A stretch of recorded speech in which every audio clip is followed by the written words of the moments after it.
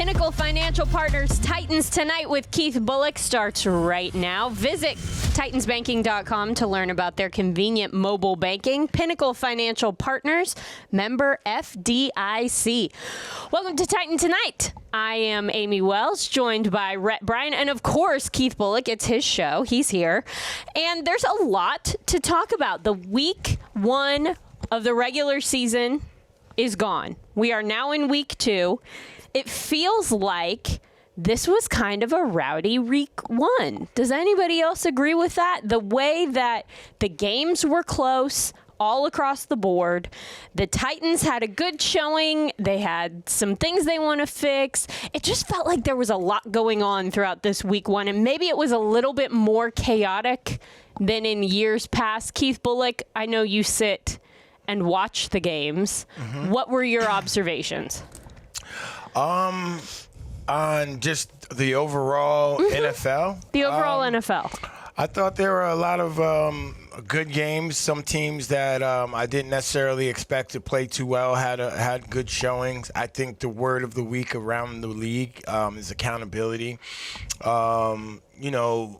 There were some games that I watched, and, not just the Titans game, that I feel that, of course, obviously, the players have to always accept accountability. Coaches have to accept accountability. Hell, even the front office has to accept accountability at some point. But it being Wednesday, I feel that all of those teams have flushed that and have taken the accountability from what I saw in different press conferences and have moved on and have, acknowledged mistakes that they made. And, look, I played for 2 teams. Let's keep it real, the Giants and the Titans. So, I watched the Giants game and, they get down to the 3-yard line. It's first and goal from the 3. And then Dabo, he's calling a tight tackle eligible, you know what I'm saying, on first down when you can just run it in, run the ball in. So giving you a little bit how Giants fans thinks down here in Tennessee, you know what I'm saying?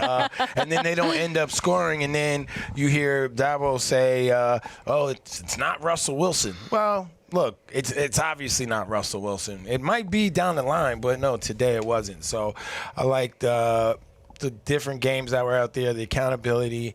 The Jets, Aaron Rodgers played well. Justin Fields played well. Baker Mayfield was dangerous. The Cleveland Browns, their defense, Jim Schwartz got those guys, clicking. Garrett, what's his name? Myles Garrett. Myles Garrett. Yeah. Oh, my God. Myles Garrett, look, the Bengals won, but your man, Burrows was getting his block knocked off. Aaron Rodgers won. He was getting his block knocked off. The Titans didn't win, but Cam Newton was getting his block knocked off. But all of those people played well. It's week 1. You go, you watch the film. Film doesn't lie. You have to be accountable to yourself, to your teammates. You go out to practice, and you start over on week 2. So here we are. There you go. Week 1 is normally a liar in the NFL. Mm-hmm. It was a little more realistic this time. I think so. Because you look at the big liar, that not necessarily, but I think people never saw Daniel Jones and the Colts smoke the Dolphins 33-8. Smoke. Now we're going to see what happens. He scored on every single possession. 1 passing, 2 rushing. He did Danny Dime stuff. And this is Indianapolis at Lucas Oil Stadium.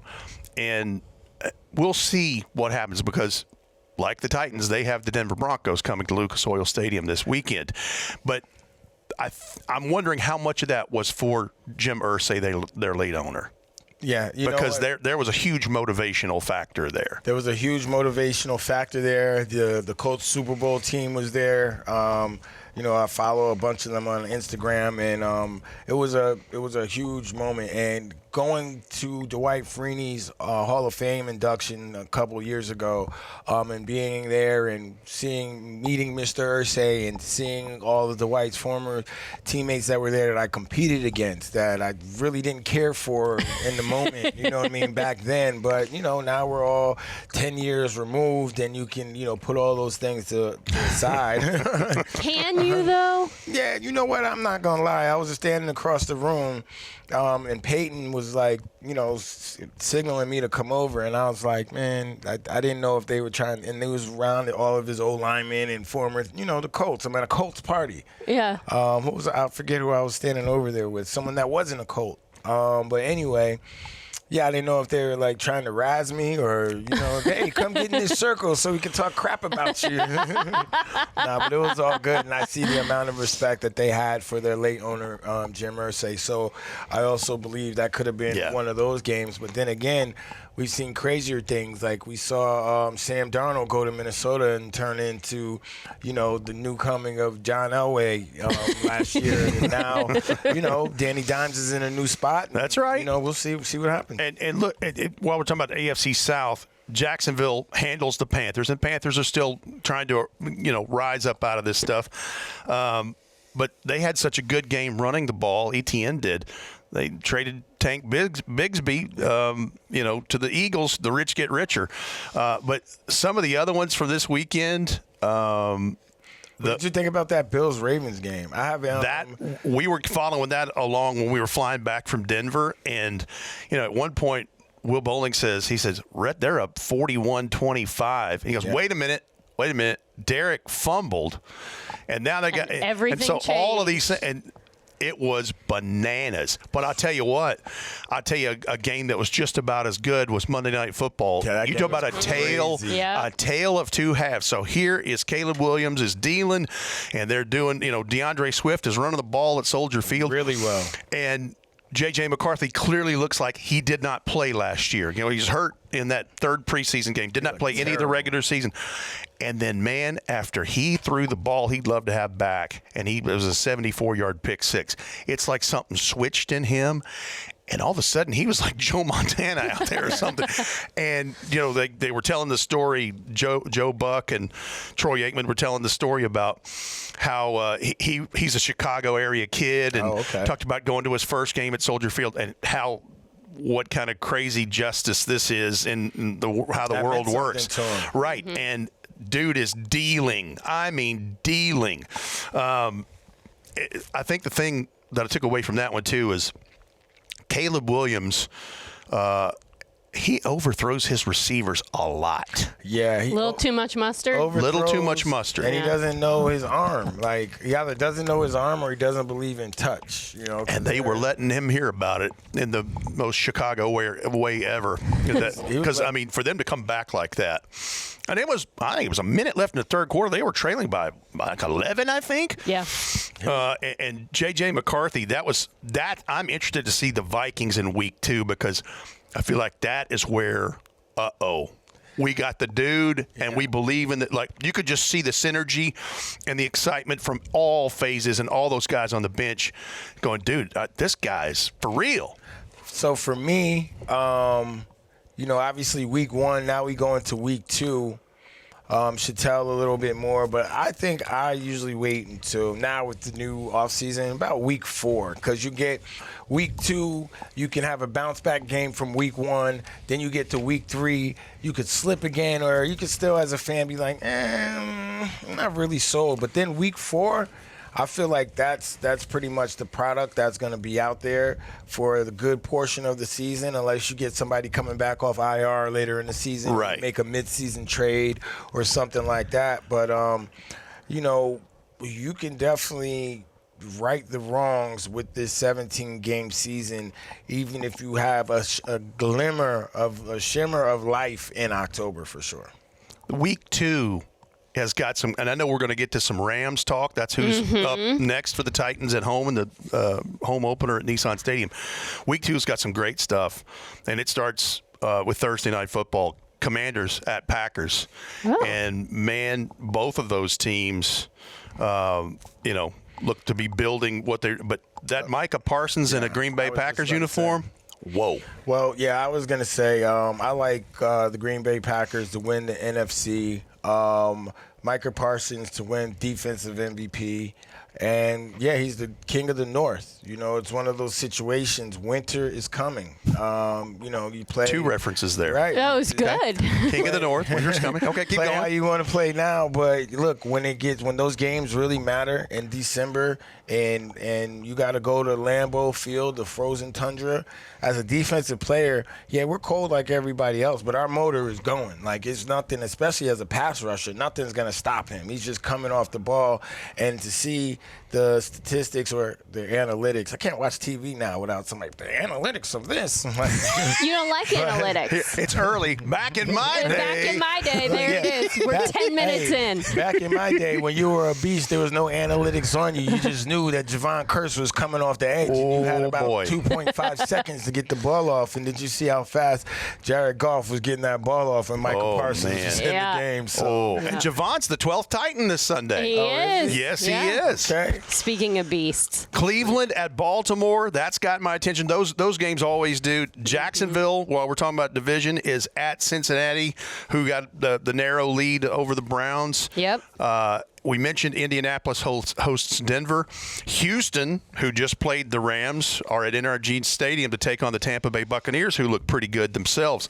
There's a lot of good stuff. A doubleheader Monday night. So, man, there's storylines galore. I love it. I love the storylines. I like that it seems like there's more division matchups early in the season this year. We're starting right out the gate with some division matchups, which is very interesting. Those are super compelling. But overall, I think these close games, and please correct me if I'm wrong, Rhett, it feels like the closer the games are, the more it's reflective of the parity of the National Football League as a whole, which is we're trying to keep everybody here towards mediocrity. We need both teams to win here. We need these games to be closer together because the margin of error is so slim in this league. I guess the question attached to that is, does this mean that teams are preparing differently early?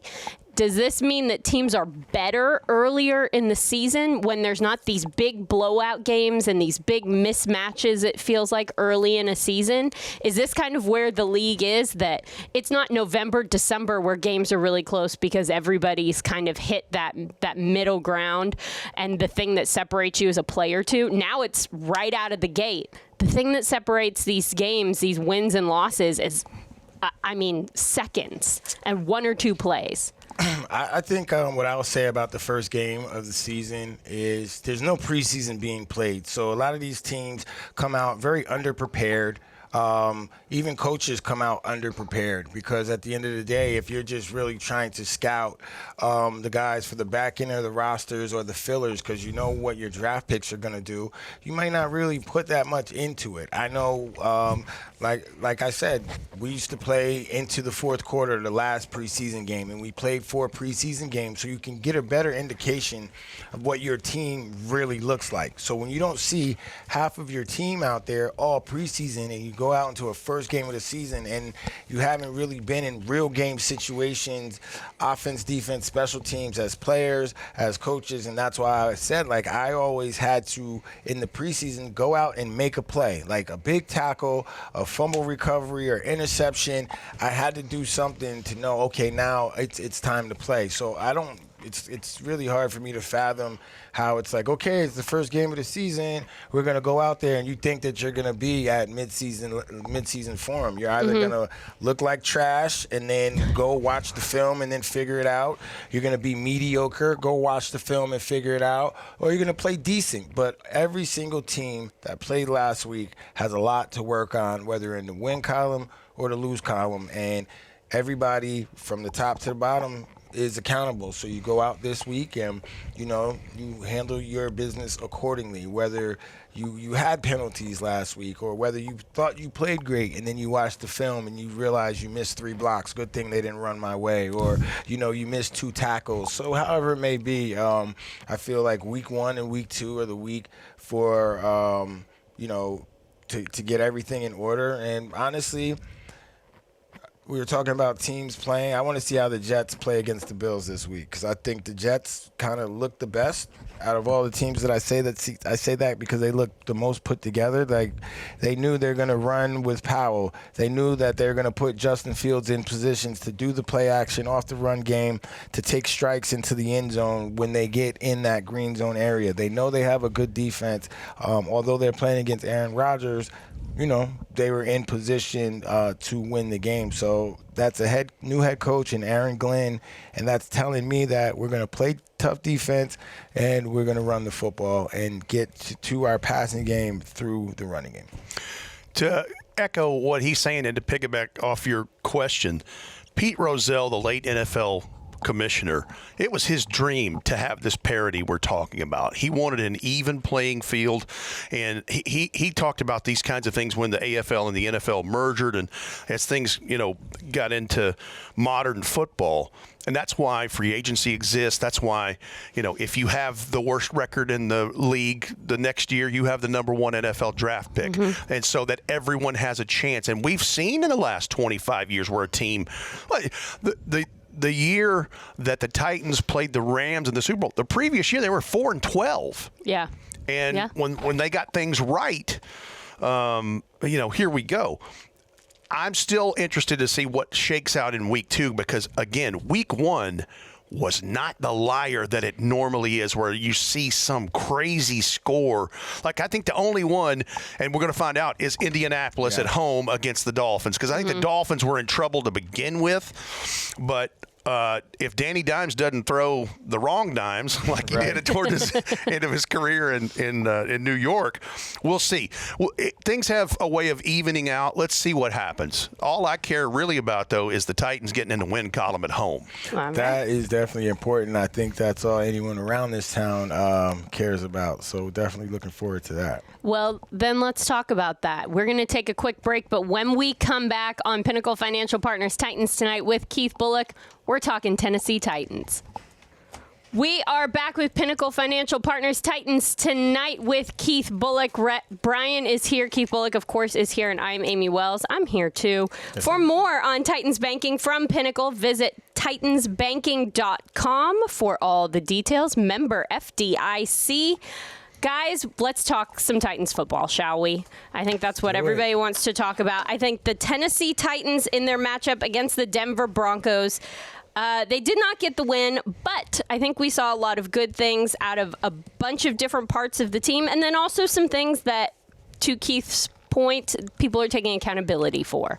There are some things that we are going to correct in week 2 and move forward with. The Titans ended up falling to the Broncos 20-12, just in case you missed that. But I want to start talking about Cam Ward because that's what everybody wants to talk about. On the day, Cam was 12 of 28 for 112 yards. He was sacked 6 times and did not throw any touchdowns. Rhett, Bryan, I'm going to start with you because you were there. Your evaluation of Cam Ward overall in Denver. And the other important thing is he did not throw interceptions. Correct. Here's a couple things. First of all, operationally, I think he wowed some people. From you hear the national people look at it and going, whoa, okay. He didn't, you know. We said last week we didn't think the moment would be too big for him. The thing that has to improve, and we're going to get to those, but the first one is the receivers. There was a lot of drops there, and from all different parties. And I think if you didn't have some of those drops, those numbers would probably look better and might even have a different outcome in this whole thing. I think the thing that you would look at from him operationally is when J.C. Latham, the right tackle, goes out with a hip, and Oli Udoh comes in, who is the swing tackle. There was a couple of moments there where the Wolves came through the door, and the thing that Cam showed you that, you know, he has not done that in live bullet situation. He escaped from the back of the pocket, ended up surrendering a couple of long sack for negative yardage that got them just outside of the red zone after another turnover. And so those are the things I'm sure Bryan Callahan and he were on the plane looking at the Surface tablets and looking at film and talking extensively for the first few minutes as we were, you know, getting ready to take off, and so I know they're working on that. But Cam Ward, I thought, did a nice job overall with his first time out, especially in that environment, and that stadium shook. Those people were ready, and then the Denver defense, we outlined last week how big a deal they are. And they knew that we're going up against a rookie, and so that's part of it too, right, Keith? Yeah, 1,000%. Anytime you're going against a rookie, we're going to bring more than they can block, but you know that as the opposing team too. You know, if you have a rookie quarterback, they're going to blitz the rookie quarterback. They're going to give him looks that they're going to make him see ghosts. You know, they're going to make him think something is there and then take it away at the last minute. You know, so I feel that they threw pretty much the kitchen sink at Cam. It was unfortunate that J.C. Latham got hurt, because even one of the sacks on the goal line, you know, I think Bonobo was off the ball before the tackle, got out. But those guys were a top 5 defense last year. So, moving on to this week, and that's kind of what I was looking to see last week, is what is the counter? Because you know what they're going to do. You know the Rams are going to bring pressure. They already have a stout D-line. They gave C.J. Stroud a headache last weekend. So what are we going to do to help Cam? Because what I saw, kind of to what Rhett said, look, the kid's he ain't no punk. Like, he's going to. No, the accuracy was there. Yeah. It's just there was some drops and things. I think the first thing, just thinking about this, Keith, and how they can help him, operationally, whatever you can do on first and second down, and this sounds elementary, but it's true, being behind the chains third and long distance, there was plenty of times it was 3rd and 10, 3rd and 13. For heaven's sakes, one time it was 3rd and 24. There ain't There's no play for that in the playbook. So if you can help him on first and second down and get out of those things, because you know it, you did it for over a decade. You pin those ears back when it's 3rd and long, you're getting ready to go. Yeah, you're swinging on 3 balls and no strikes, right? That's what you as a linebacker and the captain. That's what you tell the D line. Hey, look, bro, stop the run on first and second down. Then you guys could eat on 3rd down. Yep. And obviously that's what's being preached around the league. So obviously, offensively, you got to know that. Let's get some positive yardage. Like, that's what we said last week. You have to stay in front of the sticks, because it's too much for you to ask of your rookie quarterback to, make this happen. It's 3rd and 13. All right, let's make it happen. And then, we got to get the guys on the outside to have the confidence to win one-on-ones, because there were times where they weren't winning their one-on-ones. You could see the back of the field view. And, you got to take your hat off to the Broncos. They had lockdown coverage on several plays where Cam's ready to throw the ball and there's no one to throw it to. But what I liked about that, take the sack, man. Take the sack. You don't need to force the ball. We don't need to force turnovers. But he is someone that, is accountable for his actions, and I feel like those are the best leaders. When you're accountable for your actions, you don't say much. You just go back to work. You be like, come on, guys, let's get it together. You flush it. It's a new week, and, you got the Rams. Absolutely, and I'll say one other thing. Looking at Pro Football Focus's numbers, just peeling some stuff back earlier today, the second shortest time to throw, and it not just about offensive line, but it's quick release. Matthew Stafford, 2.33 seconds.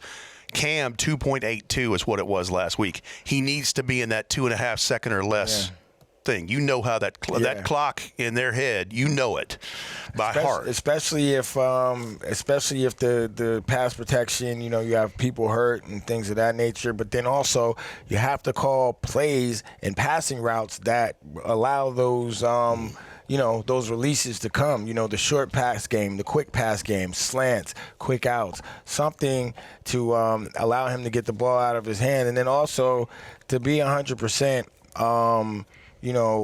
honest, got to get Calvin really going early, because I know from outside looking in last year, after the first game of the season, when he didn't get, involved early, when DeAndre Hopkins was still here. Once they figured that out, Calvin really was great. You know what I mean? So they didn't go to him early. Feed the beast. Yeah, I think going into the third quarter or going into halftime, he had one target and look, he's playing against the defensive MVP over there. Like, Surtain is a beast, but at the same time, and to be fair, Cam Ward knows that too. So I might not want to go over there. You know what I mean? You're going to respect who's over there. Jair Alexander, we saw that last year at Green Bay. He squatted, he baited the young quarterback into throwing a play. So look at Riley Moss Sunday. Absolutely. Riley Moss on the opposite side. He played now, and it's because he was getting the traffic his way. So for the Titans to all these things that we talked about, you need to do this, you need to do this. They only lost 20-12. They had an opportunity to win the game. So that's a building block that you take for a young team trying to find its identity, and, they're competing. And we saw them do a lot of things that we've talked about over and over again as things that you need to be a point of emphasis. And one of those things was the turnovers. The Titans, as I throw pens at everybody. Well, you're excited. I am really excited about turnovers. 4 of them the Tennessee Titans had. There was the Roger McCreary interception. There was also an interception by Xavier Woods. Jeffrey Simmons had the sack, forced fumble, and SJD comes in and recovers that football, which was great. Then there was the recovered muff punt. That was really exciting. So the Titans were able to get those turnovers that we spent, golly, a year and a half talking about. We've been waiting for a game like this one. And so finally being able to break that dam, that has to be something that is not a mood booster, but they did some things right. They did what they set out to do in a lot of different areas. Yeah, and I think the frustration from the fans, that's part of it, because, our special teams let us down so many times last year. Oh, snap, we got good special teams. They were great. Yeah. Our defense, we got turnovers, and the frustration comes from not seeing everything work cohesively, offense, defense, special teams. But what I say to that, I get it. But look, take what you get. You got to understand the Titans had the first pick overall for a reason. This is definitely a building situation. So look, positive in the special teams, positive in the with the defense. You know what I'm saying? You saw some positives with the offense. So to me, the positives outweigh the negatives, and obviously the negatives cost you the game. But the Denver Broncos were who they were last year for a reason. 63 sacks, led the NFL. That's right. The Titans are working to get there. So I look at it as a good air quotes first outing for this Tennessee Titans team. Now, what we're looking to see from a fan's perspective, all right, let's get better. Let's minimize the mistakes. How do we do that? Less penalties. That's on the players. Come out more focused, right? When we have field position, let's take a couple shots into the end zone. We got the number 1 pick. He's got a good arm. We got these. Let's take a couple shots into the end zone. Do some of the things that, I guess are typical with football. Let's talk about the penalties a little bit, because that was something that was noticed and has been talked about a lot. Keith Bulluck, I'm interested in your perspective on that. The Titans had 133 yards of total offense, and they were penalized 13 times for a total of 131 yards. I'm not great at math, but that doesn't seem great. That's a bit crazy. What do you do as a player to fix that? How do you rectify that? I think it's pretty easy. I wasn't a highly penalized guy. Let's just take Big Jeff. Everybody gets on him. Let's just take Big Jeff. He went off sides on a 3rd down, so it's the first game of the season. He's anxious. He's trying to get a jump. He's trying to get off the ball fast. He's trying to make a play. He's that playmaker. All right. He went off sides one time in the game. A lot of D linemen will go off sides one time in the game. I don't expect him to go off sides for another 4 games or however many. You know what I'm saying? He gets the penalty for being over-aggressive. One of those things is we know Jeff is aggressive. Jeff, you're aggressive. Just in those situations, I would say that was the biggest situation that you can control. You know what I mean? Like the aggression. Barton had him wrapped up. minus yards, he can't go nowhere. Trust me, I understand the little extra push, but in this day and age, this game, and at that time of the game, that's situational football where you have to have the wherewithal to know, all right, cool, we made the stop, let's go back, instead of flexing some muscle and, showing who you are. We know you're a beast, but in that moment, we got to get back to the huddle. And that's also, you guys have a little bit of grace because the coaching staff knows that penalties are going to happen operationally. Yeah. Like Coach Callahan mentioned this week, corners have that. Obviously, linemen with issues. They know those things are going to come. You obviously want to play the cleanest game you can, but take some of the emotion or temperament or whatever out of it and live to fight another down. Absolutely. And, since we're speaking of penalties, another young man that was Brownlee. Jarvis Brownlee? Yeah, Jarvis he's Brownlee. young, right? He's young, so you got to figure out how, one, to talk to the refs before the game. Like, what are the refs looking for? Ref, they tell you, don't grab, don't do this, don't do that. You understand what I'm saying? You're not going to get the same calls as Patrick Surtain. You can't even look for that. So you got to develop your game. And look, that starts at practice. Whatever you got penalized for this past week, let's work on it at practice. Take accountability for that. It can't just be, oh, that's my game and that's what it is. Well, your game will get us beat, and then we can't have you on the field. So, do you really talk to officials before the game and say, hey, help me out here, what can I do? 1,000%. If I'm playing against an offensive lineman that I know, might leave before the snap because he got to try and get a cutoff block, or he likes to grab, or, a tight end that I'm definitely speaking to the ref to make them aware to look for it. All they could do is look. Trust me, offensive guys do that all the time. Offensive guys are the biggest cheaters. Spoken like a true safety/linebacker. Oh, man. All right. Well, we've got to take another quick break, but when we come back, we're going to talk a little Los Angeles Rams, fellas. What do you think? Let's do it. All right. More to come here on Pinnacle Financial Partners Titans Tonight with Keith Bulluck. Back with more Pinnacle Financial Partners Titans Tonight with Keith Bulluck. I'm Amie Wells, Rhett, Bryan, Keith Bulluck. Gang's all here. And we're talking LA Rams. They are coming in off of a victory over the Houston Texans. 14-9 was the score of that game. Kind of a low-scoring game, now that I say it out loud. One of the things that is the most interesting to me about this matchup is the Matthew Stafford of it all. He is the former pupil of, potentially, Bryan Callahan, who was his quarterback's coach in 2016 and 2017 when he was with the Detroit Lions. How much of an impact does that make on the way that how much of an impact does that have, is a better way to phrase that, on the way that the team prepares this week, knowing that Bryan Callahan knows so intimately what makes this quarterback tick? I don't think it holds any impact. It's 2025. That's almost 10 years ago, and Matt Stafford is a Super Bowl winning quarterback since then. He knows.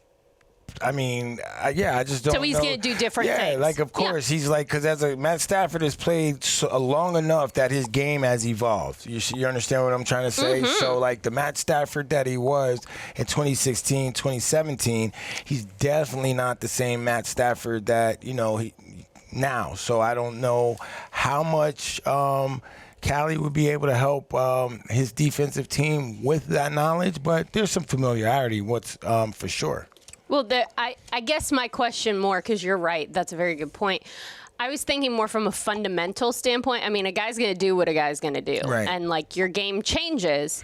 Does it change that much? Well, maybe it does. No, and that's a great question, because to answer that question, when he watches the film, when Bryan Callahan watches the film and then he comes back and then he talks to the team and he's like, okay, he's been known to do this. He's still doing this, because he definitely still has some. That's the stuff, is the tells, the things that are in his DNA. Yes, exactly. Yeah. So, Amie, 1,000%. There are certain things that Matt Stafford and every player continue to do over the years that make them the great player that they are. Because if you're playing 10 years plus, you're a good, beyond good player. You know what I mean? So there are certain things that you're just going to do because, like Rhett said, that's in your DNA and that's how you play the game. So, yes, Callahan can definitely watch the film and be like, oh, okay, yeah, he's throwing that out route. Anytime he picks up his left elbow, you know, he can tell corners that. And he passed 60,000 passing yards of his career last week. That's Wow, crazy. that is crazy. 60,000. Well, last week, against Houston, let me just read you this little stat line here. 21 of 29, 245 passing yards, 1 passing touchdown, 109.1 passer rating. That's not bad. Not too shabby. That's exactly. He's knocking the rust Not too off because shabby. the back stuff. Yeah, right. But here's the other thing about him that's interesting. Did you know he's never beat the Tennessee Titans? One of 2 teams that he is winless against. Let's keep it that way. Including the playoffs. Let's keep it that way. Isn't that crazy town? That is crazy town. I think things like that are interesting. Do things like that get in your head, Keith Bulluck? Not you specifically, but a player. Like, for whatever reason, this team, like the Titans had a thing with the Chargers for a long time, and it was just this hill that they couldn't climb for whatever reason. And they're always like, They didn't beat the Chargers for 22 years. Yeah. They were the Oilers in Houston the last time they beat them before they took them. and it's not really a thing, but it kind of is a thing. No, it's well, for me it wasn't a thing. You know, I remember the last time I played we played them here and we had them, and you know, LaDainian Tomlinson scores a touchdown late in the fourth quarter, and I think we went to overtime, or he, you know, scored it to win. And then we played him again in the playoffs, maybe that same year, and you know what, he dove over the goal line, and then he, you know, what is it called, the second effort, they gave him the touchdown. Yep. So, you know, I wasn't thinking after those losses like, damn, we can't beat the Chargers. I wasn't, you know what I mean? Yeah. A loss is a loss. Right, Yeah. because it's right there, and you're thinking, damn, we had them. You know, that's kind of the thought, we had them. And then when you come to play them again, I'm mad I didn't get to play again in that Christmas night game, because I blew my ACL out the week before, and like that whole season in 2009 was lining up like we were 0-6. We had to beat the Chargers. We had to win out. So we beat Miami. We had to beat the Chargers and then beat Seattle, and we would have made the playoffs. We ended up losing to the Chargers. I didn't play in the game. I'm saying that's why we lost. Because they had like a little BS running back out there, like running all over us, and that wouldn't have happened if I was out there. It's a fact. Like There it is. So that one bothered me just because I couldn't get out there. And then the team went on and beat Seattle. CJ had his 2,000-yard rushing year, but I think it would have been sweeter had we made the playoffs. But the original question was, no, it didn't linger like that. Like Rhett said, a loss is a loss. And when a team beats you enough, it's like if you go outside and the kid, it's never happened to me, but every time you go outside, the kid in the neighborhood is taking your lunch money. Like, you know what I mean? Somebody keeps taking your lunch money. It keeps knocking your hat off. It trips you when you're walking down the hall. That festers up, and it's like a Christmas Story when Ralphie beat up the bully when he hit him with the snowball. Yeah. You know what I mean? You know what he was saying. And record. He was just whooping on him. So, yeah, I never got that opportunity for the Chargers, but... the Christmas Story moment. Are you superstitious at all? Were you superstitious at all? Or a little stitious. Or just a little stitious? Oh, my gosh. Nah, I don't think superstitious. Yeah. Nah, I don't think I was. Really? No, I don't believe I was superstitious. I don't remember you doing anything like you've had teammates that, You're just not normal. the same routine getting dressed or the same playlist or whatever, but you never struck me as that. Yeah, I mean, look, I'm gonna put my jersey on the floor and, you know, go mess with Joey and Hoss and get the things that I need and walk through the training room. I actually got my ankles taped on game day, so I'll get my ankles taped and have my music. And then it's pretty funny watching, you know, everybody's different temperament. And then in bigger games, after we come back in from warming up, I like shake give everybody dap, but I'd have to look in their eyes. Like, you got to look me in your eyes so I know what's up. And some guys I'd be like, He ain't ready. He ain't ready. Opening kickoff, he gets concussed. Yeah, you wasn't ready. You didn't look me in the eye. All right, let's talk more about the Rams. Rhett, I'm interested to hear what matchups you're the most excited about. So this one is something that pertains to a guy who has had success against the Rams before, Big Jeffrey Simmons. His first 3-sack game, I believe, was at SoFi 4 years ago in primetime. And it's relevant because right guard Kevin Dotson and left guard Steve Avila both left that game against Houston with ankle injuries and are listed as day-to-day. And Jeff looked like he's primed and ready to just wreck everything like he normally does. I'm really anxious to see how he does with T'Vondre Sweat and company in that center guard triangle. Well, yeah, I mean, look, those guys are going to have to be super active because Puka Nacua was targeted 11 times last week and had 10 for 130, and Devontae Adams got hurt early in that game. So, my matchup is the secondary. Hopefully, Snead ain't on a pitch count. I kind of felt bad for him, right? Like, because he was out there, he's playing, then he gets a touchdown caught on him. I'm speaking about Snead. Mm-hmm. He gets a touchdown caught on him, and then you don't see him anymore. So for me, at home on the couch. Did they pull him? Yeah. What happened? Bro, I'm like, oh, yeah, you get a touchdown, now you're hurt. You know what I'm saying? No. So it wasn't fair. It was intentional. Right. And it's preventative because he's had serious medical issues, last year that he's been working through. But yeah, the timing seems like, come on. I needed him to get that because I know the type of player he is. Like, everybody gets something scored on him, but he hadn't been out there in a while. He lets Corey Sutton scored on him. Mm-hmm. So I know that next series he's like, all right, I'm going to get that back. He wants to get back out he's there. An all-pro, Pro Bowl player. Yeah. He wants to get that back for his team. So that's what I'm looking forward to this week, him getting out there. I'm sure they had whatever conversations about his pitch, whatever. But I expect Snead to play the secondary, just to play bigger. And you know what's your Puka Nacua? First of all, he is the machine with that. Now that Cooper Kupp's in Seattle, they lined him up in the slot more than they ever did in his career last Sunday. Right, 44%, double his normal rate in that slot position. And you know what? I feel like that's super smart because at the end of the day, everybody knows who the guy is. Just like everybody knows who the guy is with the Tennessee Titans, Calvin Ridley. Let's get him moving. Let's get him in positions. Let's get him stacked where they have to find him. Let's get a little more creative as we've been in the past. But that's why I say week one is week one. Like, you go out there, you're like, oh, snap, I forgot to run this. Oh, man, you know what I mean? Certain type things, those things happen. That's why, in golf, my golf buddies say, oh, you get a breakfast ball. All right, we've got one more segment of Titans Tonight on the way. Stick around. Final few minutes of Pinnacle Financial Partners Titans Tonight with Keith Bulluck is underway here. And, guys, we've spent a lot of time talking about week one, what's real, what's maybe not so real, the Tennessee Titans' performance in week one.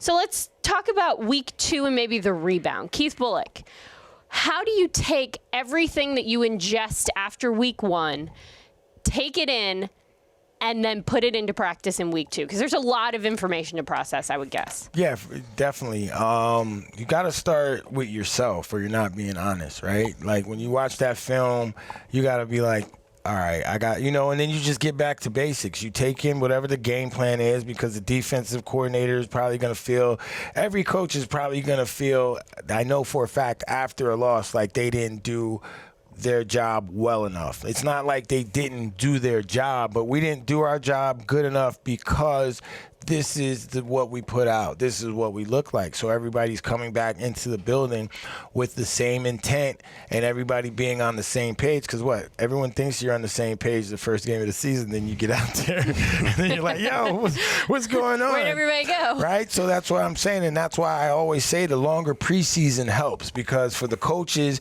they put their players in stressful situations. They see how they reacted. So, look, last week was the first time Cam Ward really faced NFL pressure. There was a first time that this whole offense played together. And what I do know about this offense from last year, especially more particularly the line, they usually bounce back after they have a bad game. That's one thing I can say, and I'm not saying they had a bad game, 6 sacks, they can decipher it how they want to. But going into week 2 is just like I said starting off, the accountability has been taken. Practice is over for the first day. You should feel good going into Thursday. Everybody in the building should feel good going into Thursday. So after a week 1 loss, you're in the locker room, you're getting ready to go. What would Jeff Fisher say to get you hyped up for week 2? We got a tough opponent coming to town. You know, they beat a rival. The score doesn't indicate, you know, what they did. The stats probably give you a better indication. They're coming in with one of the better quarterbacks in the league, Super Bowl champion. We got a rookie quarterback. You know, first home opener. We want to put on a show. You know, we want to show, you know, our fans what we're here to do. And I think that the Rams are very beatable. I liked how they came out in that hurry-up offense. Get them out there. It's going to be 95 degrees out there. It's going to be hot. I was in L.A. 2 weeks ago. It was nice, 81 degrees. You know what I mean? I had some shorts on, a T-shirt. I was chilling. So they're chilling right now. Probably going to get some In-N-Out burger after practice. Yo, you just come in here, you lock the doors for 60 minutes, and you let them have it. You know, I can't use the words on the air. That's okay. You know what I'm Good saying? on you. Get it? But, yeah, it's one of those situations, man. You know, it's one of those situations where, you know, Jeff might use one of his favorite, I say it's his favorite saying, but it's not good for the air. Well, I mean, the Titans are going to be at home. It's the home opener. There's a little extra juice associated with that, too, right? Like, honestly, for me, like, you really have to, the mentality, and everybody has to be across the board, is we're going to F them up when they come in here this week. Like, we are going to, you know what I mean? Because you know what you put on film. You know how people, it's the beginning of the season. It's still an even playing field. We're going to really, we're going to mess them up. From your previous experience at Nissan Stadium, when you guys would make a huge play and the crowd would erupt and then there was just, you got them worked into a frenzy. Be honest, how much did that really affect? Did that just like adrenalize you? It affected, in a sense, not necessarily adrenaline, but we saw what happened to the Tennessee Titans offense last week when they were in Mile High, when the fans were going crazy on third down for the Denver Broncos defense. And that stadium was shaking, by the way. Yeah, so I've been in our stadium when it's been shaking. It makes it difficult for the offense to operate, and we saw some operational problems, and that wasn't anything to do with the players. It had everything to do with the atmosphere. So more work on that silent count, right? So Titans fans, when the Rams are on the field, get loud, get super loud. It helps the defense. They might have to call a timeout, jump off sides, however it goes. And then, look, we talked about Big Jeff jumping off sides. They have the hard count. It's silent in the home field stadium. They have the hard count, so we might need to utilize the hard count to offset that pass rush of the Rams and do things to help out, you know, the young rookie quarterback. All right, well, there it is. Everybody head on out to Nissan Stadium this Sunday. The Tennessee Titans are taking on the Los Angeles Rams. Kickoff for that game is noon Central Time, and we will have all of the coverage right here on Titans Radio with Titans Countdown kicking off at 11 Central Time. For Rhett, Bryan, for Keith Bulluck, I'm Amie Wells, and this has been Pinnacle Financial Partners Titans Tonight with Keith Bulluck.